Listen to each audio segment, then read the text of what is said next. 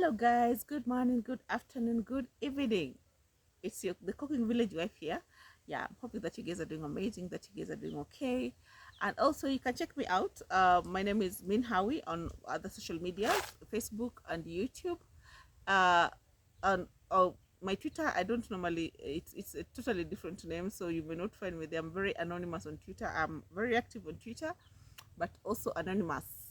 Twitter, no, formerly X, formerly known as Twitter. I'm very social there, so but anonymously. Yeah, so not so many people know my Twitter account. I don't like giving it out because I don't. When I want to go to, maybe in the future I want to travel somewhere. I don't want people questioning. No, why are you this? Why are you so controversial on Twitter? Why do you say this? Why do you da, da, da, da, da? No, no, no. I want that one completely away from. uh, I don't want anyone to know that that's my account. Yeah, that one, that's an account that I can delete or anytime. I'm not just air my views openly, without people a lot of judgment. Yeah, so I'm on Twitter too, very active but anonymously. Kenyan Twitter, we call ourselves KOT, Kenyans on Twitter. Yeah. But anyway, that's not important. What's important is I am here today. I hope that you're doing amazing. I hope that you're brilliant. I hope that God has covered you well. You've been okay, you're healthy, you're getting better. If you're told you are sick, you're feeling better. If you're told you are not feeling well. Yeah, so that's the journey. We are currently here in the village. I am currently here in the village. And a lot has been going on, guys. Sometimes it's very good, important to speak up, about things, about situations. And at this particular moment, I'm talking about marriage. Marriage is the hardest thing for those who know, for those who know. It's the hardest and the easiest thing at the same time. I only feel that sometimes people just tend to complicate marriages or relationships. There's one person in the relationship, or either two of them, who just choose to complicate things for the other person. For example, you can get a good wife, but you complicate yourself as a man. You make yourself very difficult, very hostile. Or you can be a woman and you make yourself very hostile or very difficult, to your spouse, which happens a lot, yeah, around here, or just generally across. It cuts across the world. Yeah, so I'm pushed to talk about these things because they're affecting people here in the village. They're affecting each and every person we see in the village. Marriage is easy if you want to make it easy. It's difficult if you want to make it difficult. Sometimes I say, like, if you're married, or if you're close, or if you're in a relationship with someone, it's very important to just sometimes, if things are not working for you, you know just say, if things are not working for me, you know I can't do this anymore. I'm not in love with you anymore. I don't want you anymore. Or you're this, or you're that, and I can't deal with it. I mean, I'd rather, if things are not working, just come to my face and tell me, hey, Faith, things are not working and we cannot keep going. You know, it's okay that way. I'd rather face, like, harsh reality than have fake smiles. You know what that means. If you know what that means. There are people who tend to hide behind the camera, not the camera, sorry, the relationship, and pretend they're okay, but then now deep down they're not. Then in future they end up being mean, being hostile, being violent, being all these things that, and are being reported day in, day out. People end up fighting, people end up beating, you know people end up beating, like, each other, fighting over things, maybe sometimes over money, over resources. You're not satisfied, you don't trust each other, you don't, there are those things that normally happen in relationships that, most people don't get to talk about. But today I want to address all that, and also come with evidence about something that has been going on, or just conversation about things that have been going on. Talk the reality about things that are happening, especially in our village. I don't want to mention who going to talk about. Maybe it's me, maybe it's not me, but I want you guys to stay tuned to the end so that you can be able to see and witness how hostile people can be. These are topics, these are things that I will bring to you each and every day when I have the chance. Even if it's happening to me, I'll come and tell you it's happening to me. So who knows? Maybe it's happening to me, maybe it's not. So, so I want you guys to just stick around so that you find out what's going on. But first of all, I want to rebuke, especially what we call violence. I want to rebuke it in the strongest term possible. I don't know if that's clear enough. I want to rebuke people who are violent, people who like hitting, especially if you come from this village. and you're a woman beater or a man beater, you just think of the next thing you want to do is beat this person, beat that person, beat her, you know, choke them, you know, suffocate them, do whatever you want to do just to make them, you know, feel inferior, and, you know, kill their self-esteem, make them feel useless. If you're a man and you're doing that, it's completely unacceptable, and it is wrong what you're doing. You know, it is very, very, very, very wrong. So speaking of that being wrong, there's a situation that I want to bring to your attention that has been going on, you know, for a while. And you know, normally me, I keep quiet. I don't get to talk about things that are very, unless it's out of my control, unless I can't really be, I cannot be able to, you know, handle it. You know, me normally I handle issues, I handle things, I handle situations. I try to solve things myself first, completely, before I can talk about it. And here, this is where, as content creators, most of the times, your social media is where you air your views, your frustrations, your happiness, your joys, your sadness, your everything. Especially as this, if this is your career and if this is your job, this is where we get to air such kind of things. You know, some may feel uncomfortable, some may say you are doing some may say we are doing too much, we are oversharing, you don't need to talk about these things. But sometimes I feel like when you're going through something, you need to speak it up and share and tell people what is going on, you know, instead of just keeping quiet. You know, if someone hit you, say someone hit me. If someone didn't do did this, so that people can know who that person is, you know, they can know that person for who they are, even if it's a woman or a man, you know. Yeah. So, you know, here I moved to this village for, it's been like almost 3 years of being in this village, on and off, because I travel, I go to Mombasa, I come here. But this is the longest I've been in this village. It's the longest, and the longest I've been in Nyabuhanse village. I've never been anywhere, even my home. I've never stayed this long in a village. And I think most the reason why I've stayed longer here is because of Maria. I didn't want to be moving around back and forth, back and forth. So I chose, let me stay here so that I get to know and experience people, family, like in depth, you know, and also get to Maria to also get to bond with her roots. You know, this is where she comes from. This is her ancestral place. So now I've been here, and as I'm here, I've had like people helping me. I have like house manager. I have a house manager who helps me to do things. I have like sometimes when you want to hire someone to help with maybe construction, for example, we had Mugedi's house, we had Bibi's funeral, we had a house help who was helping us with uh, with Bibi sometimes, because changing diapers when it was so difficult, and when that period, when especially I had a C-section, so it was not easy for me to, you know, bend and, you know, do change, carry Bibi a change with CJ sometimes, all the time. So we managed to get someone to help us, and also, you know, it was an on and off thing, but we had someone long term who was helping us, you know, with Bibi. And when Bibi rested, we were like, oh, I think it's time, like it's time for you had to at least, you know, rest and, you know, continue with other things. Now Bibi is not here, she can, you know, continue doing other chores, like not now, like it's lighter on her, not as heavy as it was before, you know, because that time it was a marathon. For she was with us for like, when Bibi became now sick, like when we came from Mombasa, we found like Bibi could not do anything since that time until Bibi died. We had someone who was helping us with Bibi, and we are very, very grateful for her, for for all that she did. And, you know, me, she knows I'm very grateful, you know. Yeah. So on the other hand, also I have had friends. I've had those who, sometimes those who come to help, they come and then go, come, and because in the village here there's a lot of work. You see, we are doing farming.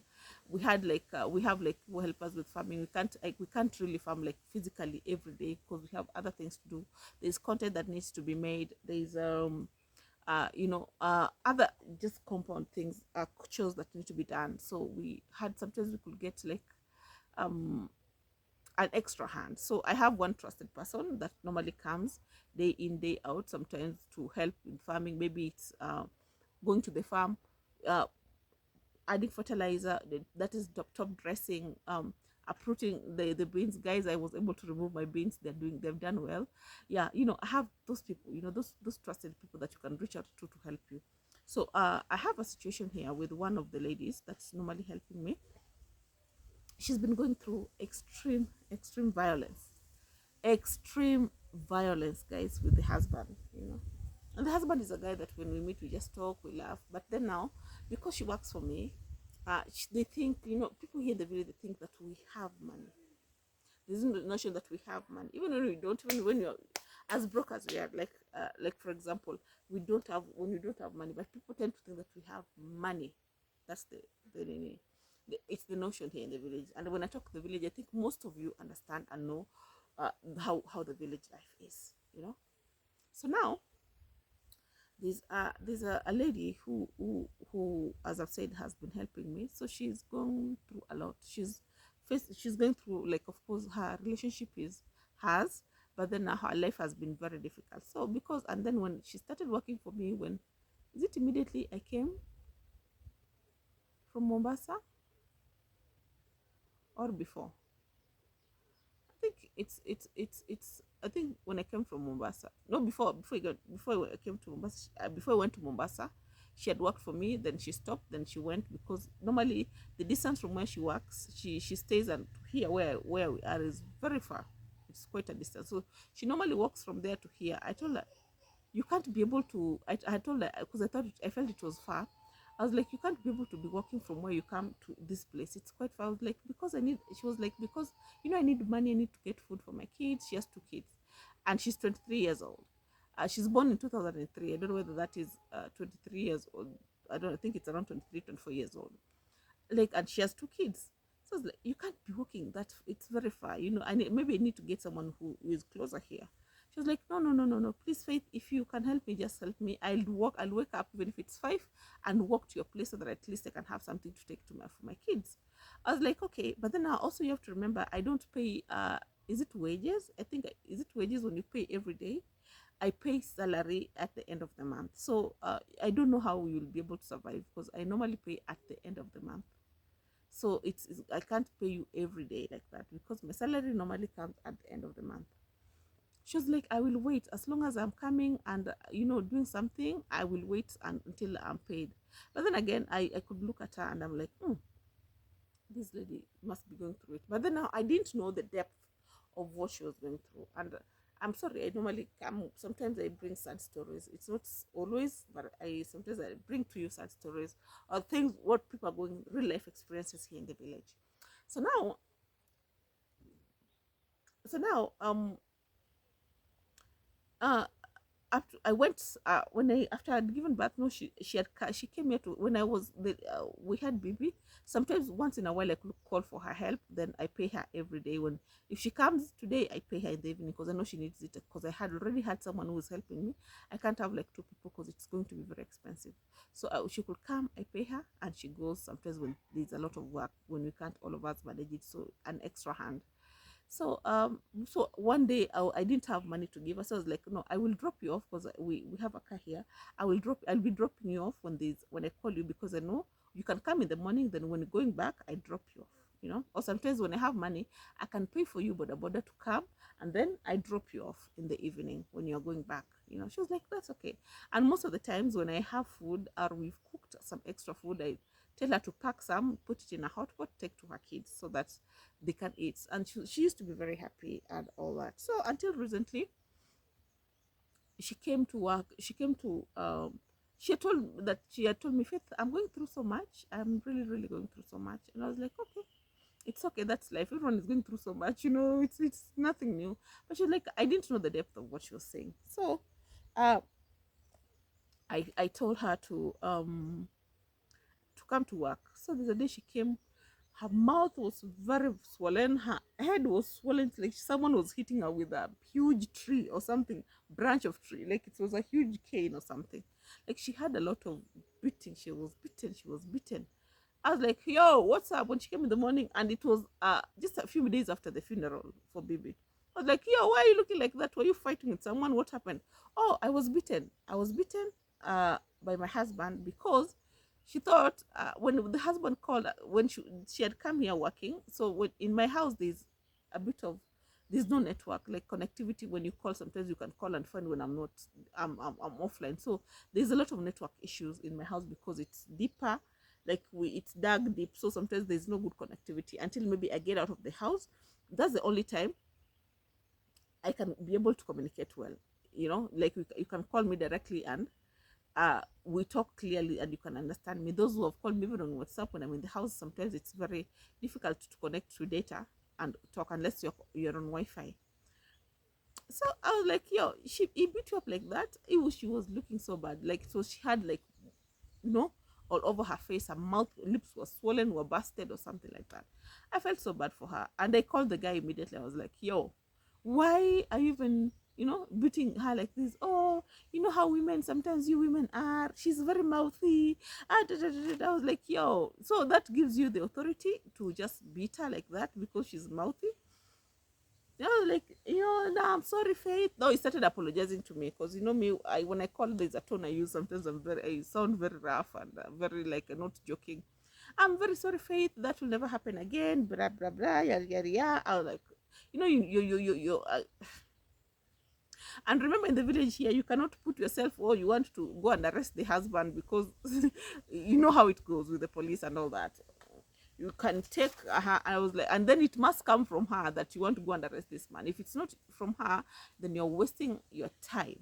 Okay, you're completely wasting your time because normally it's a tug of war. You want to help this person, and then a week later they are back together. You want to do this, and then a week later you're back together. It's a lot of work, so I didn't want to commit myself like that. And also I don't have the money to pay the police, to bribe the police, or pay the police to get the whole car and go and arrest the husband, because that's not like, it's crazy here, like the way things are here. You can't, unless maybe you're in the city. The people, it's people and relationships here in the village, it's complicated the way you feel it. But then what hurts me most is the lady, the girl is a complete orphan. She has no parents. The parents died long time ago. She has no aunties. She has no uncles. She has nothing. Like, when HIV came, the HIV pandemic came in Kenya, especially in this region called Western Kenya, in Nyanza to be specific. It really swept away a lot of people. I don't want to say that's what caused her parents' death, or I don't know. I'm just saying. I'm just trying to imagine that could be the situation. I'm just, because now all, like, like, for example, I come from Migori. You can feel like the whole community, there are no uncles, there are no aunties, and because of that practice of wife inheritance or such kind of practices, you feel like most relatives died. Like, you can feel like even one family in a year, 5 people died. The next year, like every month, there's someone who has died. So they think there's that problem that cut across, like, in Kenya here, it was such a big problem. There was a huge stigma. She comes from a place called Siaya, and it's like, they have you ever like, there's no relative, you completely have no one. Maybe I think she has a sister who's also not doing so well, and she doesn't have anyone to turn to. And I don't know, I'm just laughing because of how complicated things can get. So like, I wanted to. So when I called this guy, I was like, so why are you doing this? Because she has no one to call and she has no one to talk to. No, I'm not doing that because of that. It's because it was just a small misunderstanding. I told him, and warned him. I told him, yo, you need to stop hitting this girl, because number one, you're way older than her. Number two, she's the breadwinner of the family. She's the one who goes to work and you don't work, because the guy doesn't work apparently. He just, according to what I hear, unless there's a job that she comes up with, maybe when I give her some, maybe a place to go and work, then they can come together and work. So Donna, you need to stop doing this. You need to stop harassing this girl. You need to stop, because she's the one who comes to work. She's the one who does everything. And then when she doesn't come, the reason why he beats her, it's because when she goes back home, she has not come with food, because she has not come with money. So they think that because we have money, so I give her money every day. I don't know if that makes sense. I give her money every day, which I do not give her money every day. I only give her when I have it. Most of the time, what I do is maybe give her maybe food, give her something to go back home with, so that her kids do not sleep hungry.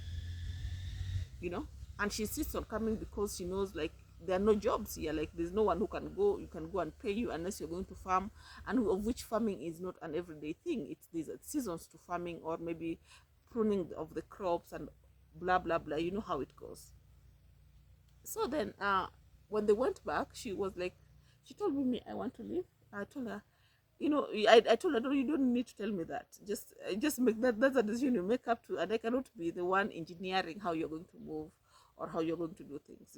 I cannot come between you and come into your relationship and start fighting with people I don't know. It's crazy here. It's not the same, and the government here doesn't really pay attention to that. And for you to get the police to even go and do any form of arrest, you first must need money. And I was like, I don't want to be really part of that. I just want to make sure that you're feeling better. I brought her when I saw her, I told her to get a warm cloth. We tried to burn the swellings down, and also give a painkiller. And I told her to rest. You cannot work like that, because people are curious, like, what's going on, why are you swollen? How people look at you lugubriously, thinking that you're like just asking what happened. Everyone is asking questions. So I told her, hey, don't work today, just go rest. Just take a break from work, to go just go into bed and sleep just somewhere in the house, and just take a break. It's never that serious. So she went back home to her husband, of course, where her kids are like 5 and 2, they're 2 or 3. That's they're toddlers still, and she can't leave the kids. So then now she went back home. She didn't have I didn't give her food, and I didn't give her money, because I didn't have money to give her. After the funeral, we've spent some money, and we are not like, we don't have any cash flow at the moment to just so I didn't give her money. I told her I'll give you money maybe the following day because I get something. So so the guy went and beat her again up. He beat her down like a dog. Here he beat her so badly because she didn't come with something. I don't know what is the food, what's the word. The lady told her she wants to move out. She told him she wants to move out, and apparently the guy hit her in the eye, almost busting the eye. The eye is like, it's, I don't know, it's dying. I don't know if you know what that means. The eye is like turning, it's covered in blood, and it's like it's she can't see, and it's very painful. It's very painful, extremely painful. And this happened, like, is it 3 days ago, 3 or 4 days ago? I think 3 days ago. Yesterday, she had told me she wants to move out. So and I told her, oh, I don't know what that means. You want to move out? So I think she wanted to. She went and told the guy she wants to move out also. So the guy became very violent and hit her in the eye. So one of her eyes is not functioning. You know, being Mercy, Mother Teresa like me. I call myself Mother Teresa because I have a lot of mercy, and I like I like helping. You know, so I didn't know what to do. Um, so I went and um I've been trying to help her, with the eye. So she came, and she told me she's staying at a friend's. So still wants to come to work, and the eye is not working, and it's very painful. She can't even look. Any light form of light can't even get. Yeah, it's crazy. And then the hospitals here are not helping. So I've been trying to take her to all kinds of hospitals I can think of. CJ took her to the border to get eye checkup. There's a hospital there, but they just told her, oh, this one needs serious medical attention. So now I took her again to Migori. For first time, they told her to, they gave her some ointment. Is it whatever they give you to put in your eye? Just, I thought they could even give her strong painkillers, or they could even give her what, just something to manage the pain. They told her to come the following morning. So the following morning when she went, that's money already. The first day money went. Second day, because she has to go from here to Migori, I even called my mom to help her with the hospital to go around. And my mom helped her pay some bills in Migori, and then now she put her back in a matatu to come back. Then now she came, and now when she went again, she went to Migori twice. That was the first day. My mom came in the second day, and then now she's been she was given other ointments, and she was told, is it not ointment, this whatever they put in the eyes, I don't know, it's to clear something, anti-clot, because blood, this blood clot that has, I think, blood the, you know, the iris or something like that. So I don't know, I think I need to call her because she's in the house. And so she needs to go to undergo some operation so that she can really restructure or make her eye, you know, feel better, you know. And I feel so sad for her because we have this such kind of stories, people losing their eyes just out of, and I don't want to be, I feel so bad to an extent that I can't really help her the way like I know what needs to be done, but I can't at the moment help her like the way I should. I wish I'm doing this video if someone can really help us so that she can, you know, get some operation so that she can go to the hospital. And she took her, she told me she has left the guy and moved out. So, and she wants to get the kids or something like that. I told her, just first of all, she needs to focus on her health first so that she can, you know, she can get her eyesight back, because it's crazy what's going on. It's so crazy what's going on. Losing your eye because you didn't come with food is on another level. And I feel, and she's a very hardworking girl, very energetic, full of life, and then all of a sudden she has no eyesight because she did come back with food in the house for the husband to eat, or she didn't have money. So you get beaten every day. When you come with food, everything is okay. When you come with, even if it's a 50 shillings, when it goes back with money, so I'm always under pressure to give her even something to go back, you know, because I know she'll be beaten. If she doesn't have food every day, it means that she'll be beaten every day, as per my understanding, you know. So I think I'll go get her at least so that you get to see. So I tried yesterday to, you know, get some cotton so that she can cover, because I think the what do you call them, the sun rays are getting into her now. She feels pain up to the back pain here, so the sun rays are getting into her. So when they get into her, it becomes very painful. And I had to buy diclofenac. I don't know if you know what diclofenac is. It's a painkiller. It's a painkiller, a strong painkiller, because Panadol was not doing anything, or any of these paracetamols were not, marhaba, were not doing the magic. So I tried the clofenac, and I think it reduced the pain a bit yesterday, but today she's woken up, it's even more painful, you know. The eyes don't, these eyes has become a bit smaller compared to the other one, and it's extremely painful. She cries a lot, a lot. So, and she's under the I don't know if there's an optician who can advise here in this comment section, who can tell me, who can tell us what to do, any way, any remedy, a way of just, you know, managing it before she gets the funds on how to go to the hospital. I don't know, because I can't even deal. I don't like bringing such kind of stories, but when they occur, I bring them to you, you know. Yeah, so I'm gonna be calling her so that at least I don't know whether she speaks English. I've never spoken to her in English. Maybe she'll speak in Swahili and I'll do the translation. And so that at least you get to see her and you get to, you know, what's going on. You know, guys, violence is not the solution for everything. Nowadays, I'm a very quiet person and a peaceful person. I don't want trouble, so I tend to just um, keep to myself sometimes. You know, I don't want trouble, like especially if you get yourself into such kind of troubles. Someone may say, oh, you're the one doing this, my wife. You know, here they feel like they own you. When you, some people feel like they own you, so when they own you, they beat you, you know, they just beat you. So that's the situation, and I'm trying to, you know, help her, you know, not for me, just help her, you know, so that at least she can regain her eyesight and, you know, move from whichever place she wants to move to. If it's to go back to her husband, that's up to her. If it's just go and move somewhere, that will still be okay. That's up to her too, you know. I feel so bad for her because she's slowly losing her eyesight, and I'm here watching and I can't help her. So that's the crazy part. So let me call her.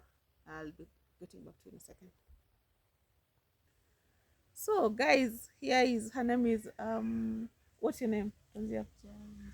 Jaila Chieng. Her name is Jaila Chieng. She's 23 years old.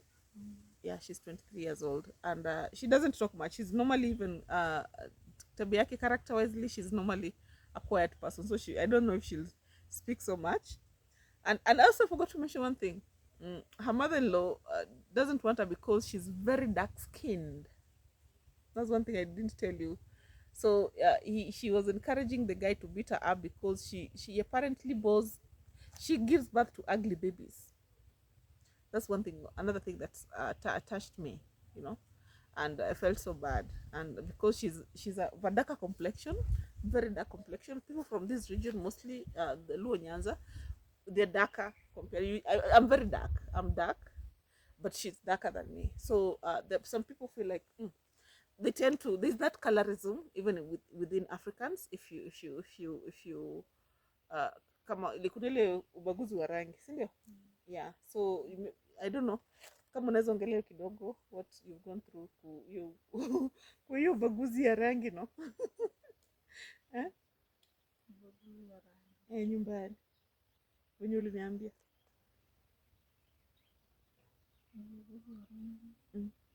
mama nakwambia ngaje wakati mother-in-law wako wangu anasema hapendi watu weusi. Hapendi watu weusi. Na wewe ni mweusi. Na mimi ni mweusi, hivyo ndio Mungu aliniumba. Siwezi chukua rangi nyingine. Ongea na sauti kidogo. Siwezi chukua rangi nyingine niweke. Upake ukue mweupe. Hiyo ndio Mungu alinipatia. Yeah, so she's saying the mother-in-law doesn't like dark-skinned people. So that's one thing. Another thing that felt me feel so bad. So and she's very dark. She's very dark, guys. And I feel like being dark is very beautiful. I feel I like my mom is very dark. My dad is very light skinned. For example, me, my mom is her color, you know, and my dad was light, very very light skinned. Even I'm not light. I'm not dark. I'm in the middle. So this thing of colorism, I've come to, especially this region. That's where I've witnessed it a lot. I never thought it existed in Kenya, but especially this region bordering Tanzania, that's where I've come to notice it's a thing, you know.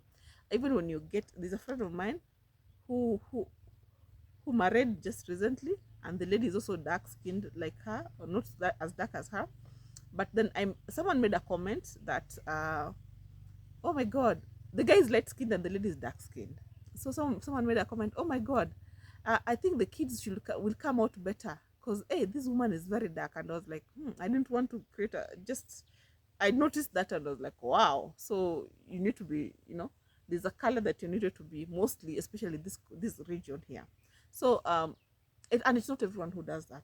But most of the people tend to look at you as being light skinned, as being something important, uko wa maana because when mweupe kidogo. So they tend to look down upon. Some people tend to look down upon those, like if you're dark skinned. For example, Jail Akinyi is dark. So the mother-in-law apparently doesn't want her because she doesn't want this color in her family, if that makes sense. Yeah, so so what nini lifanyikia macho yako? What happened to your eye? Ulipigwa? So unasikiaje? Sikia uchungu vibaya sana. Unasikia uchungu vibaya sana. So she was beaten. Nani alikupiga? Mzee wako? Yeah, so her husband is mzee, like the guy she's married to is the one who beat her. So, and even these are my I don't know if you guys have seen me in this. So these are my spectacles. I use them maybe when it's very hot, especially in Mombasa. The sun is very hot. Even it's very hot. This is a very hot season. So even right now she's out here. I know this. I had put yesterday. I had advised her to put some cotton, so I helped to put some cotton so that a lot of light doesn't come out, light doesn't affect her eyesight. But I want her to. I don't know if she should remove it a bit because I feel like I'm still. It's not necessary, but there's like there's some black. I don't think I should just remove. Let me just. No. Or, yeah, this eye here, you see, I don't know if they can see clearly. Sorry, hold this up here. Unaweza nini? So I don't know if you can see the difference, guys. It's, yeah, inua juu kidogo, macho juu. So there's a cloth from inside apparently. Funika, just put it back on. There's a cloth from inside that like she can't, it's looking like that but she can't see. Unaweza ona, hebu let me. Sorry Aki, sorry guys. It's crying, don't cry with. Inalia inatoa machozi. Yeah. So like if she closes this one, this other side does not see. This, if she does this other side here, she can't see. Like she's been under. I don't know if you can get some drug that she's on. I need some advice from anyone who knows what to do with. No, just rudisha tu. Anyone who knows what we can do with any optician who knows what should happen. Nani Angel, she has gone to get some ointments to put in the eye, the one that she was given, and so that at least we can. She was told she was told to take 3 days, and then she's going to get she's supposed to get an operation for her eye so that there's some blood clot from inside that's blocking this the how do you call it, her to see. She can't see when she can see with this eye, but when she does this other eye doesn't completely see. So I'm worried that she may go blind. Hopefully she doesn't, because it's a sad situation for her. Yeah, so let her get some medication so that at least we can see if we can get someone who can maybe help her in terms of maybe give us advice, because now she said that she feels this side, it's like this side is up to this part. I don't know I don't know if the nerves that are affected up to this area that she is, you see how she comes, she covers her eye. I don't know if you can see.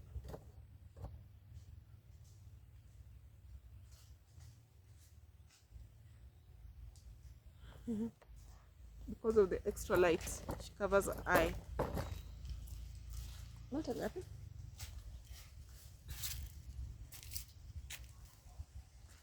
She was given these drugs here. There's this. I don't. These are eye drops. Sorry, I was calling them ointments. These are eye drops. She was given this, and also this pharmaceutical, whatever this is. Whatever this is. I don't know if this is clear enough. Oh man.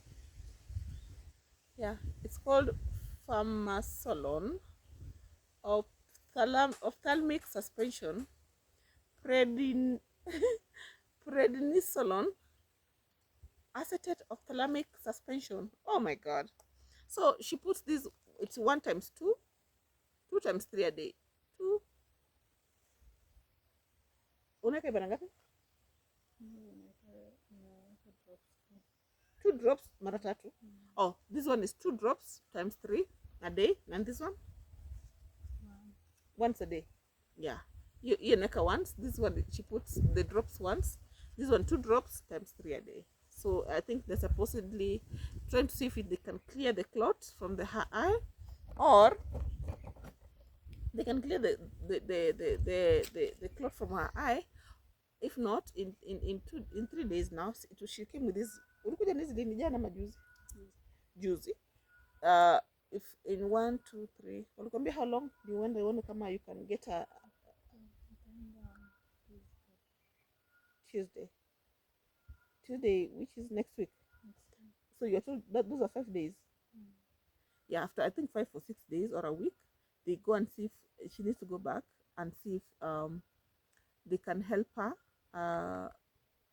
If they'll check if these drops have helped her. If not, she should get an operation, like to maybe rectify or remove the clot in her eye that's blocking her from seeing. So uko na mpango gani? What plans do you have? Uko na mpango gani like na maisha yako? Are you going back to your marriage ama bado auendi? So unataka kufanya aje? Nataka kujipange kivyako. Yeah, so she's saying she's not going back to the marriage. She wants to just live her life and just plan. And how will you get your kids? Utawaendea tu? Utapatiwa? Anyway, that's not even important. She'll get her kids, but then I think what she needs to focus on right now is her health, because what I'm worried about is the pain. Just for cover, funika uso yako kama unasikia hiyo mwangaza. I don't want you to just expose and expose just for the camera. It's okay. Yeah, so that at least light does not come from any. It's this eye. Oh, that's the eye you're covering. Yeah. So she's just she says she's going to focus on maybe herself and build herself, and whatever she'll do with herself, that's up to her. That's not now up to me. But what I want to do is her to get some help in case and any I don't know. I can't really tell the depth of the pain, because now what worries me is that she's still on this and she still has some excruciating pain. Even what I'm doing right now, I feel so bad for her, because I just wanted to tell her story. If anyone can help her, they can help her. If not, she'll keep, she'll just live like that until the day she gets better, you know. Yeah. So I just wanted someone to see if they can help her, because she's in very serious pain. I mean, I don't know how much it is, because I've never had any excruciating pain on my eyes. Me normally, what I normally have is like I can't see, especially when it's too bright. Sometimes I feel like, so that's why I have this tinted stuff sometimes to help me out. But or when I'm using the computer, sometimes I can't really read. They become a bit, you know. I can't use very bright lights, or I can't also walk on very bright lights, you know, or drive on very. It has to be, I have to tint a bit. Yeah, so guys, this is what violence has brought us to in the village. What I know is she's very young, very very young, and she got married at a, and she doesn't speak in Swahili. I don't think she's very also confident speaking in speaking her out her story. But I wanted to help her, and the best know what I've done my best. I've taken her to hospital. I've used around some pretty enough amount of money for her transport back and forth. For she reported, apparently she said she's going to report to the police, and I had to pay some money. I also she went to Migori. That was on me, paying for the consultation fees, and just the medication and whatever it is that she was needed. And also my mom chipped in to help her. Yeah, thank you, mom, if you're watching this.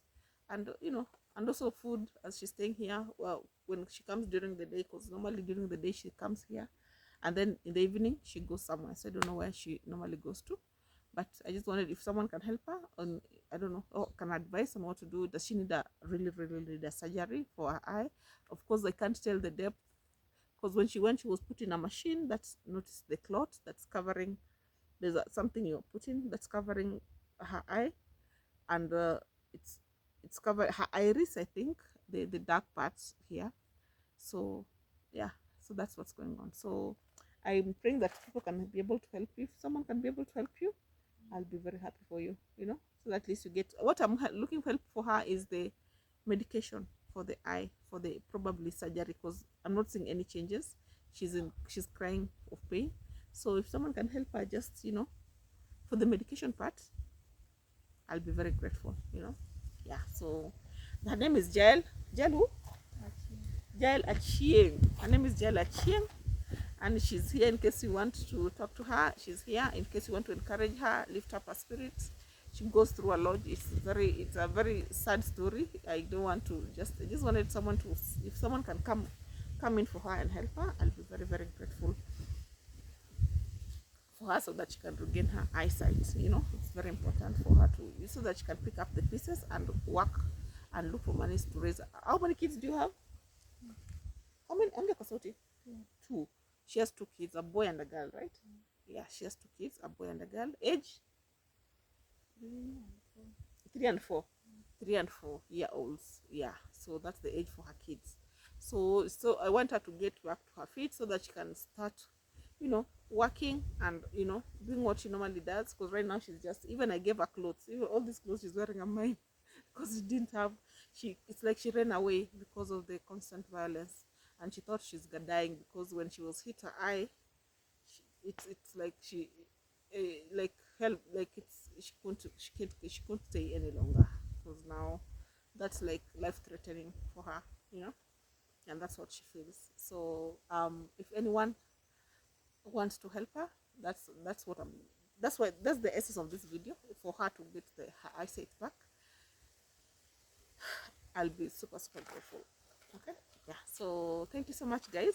She doesn't talk much, she doesn't she's no, it's even having, you know me, I'm very interactive, so when I talk to someone and like when you talk so much, but she doesn't talk so much, yeah, because that's who she is. Anyway, thank you so much, guys, for watching to this end. These are stories from the village, sharing with you, and yeah, may God bless you so much, and see you on the next video. And I'll update you on what goes on. If she gets help, I'll also update you. And also, if she goes to the hospital, I'll personally drive her to Migori for the day of the surgery, so that she can, and then we'll see. I'll update you on that and also take you on that. I'm working on how I can get her help, you know. Yeah. Thank you so much, and see you on the next video. And also thank you for subscribing, and also subscribe to this channel. I need like 70 subscribers to get to 1,000 subscribers, so please subscribe, subscribe. Okay, yeah.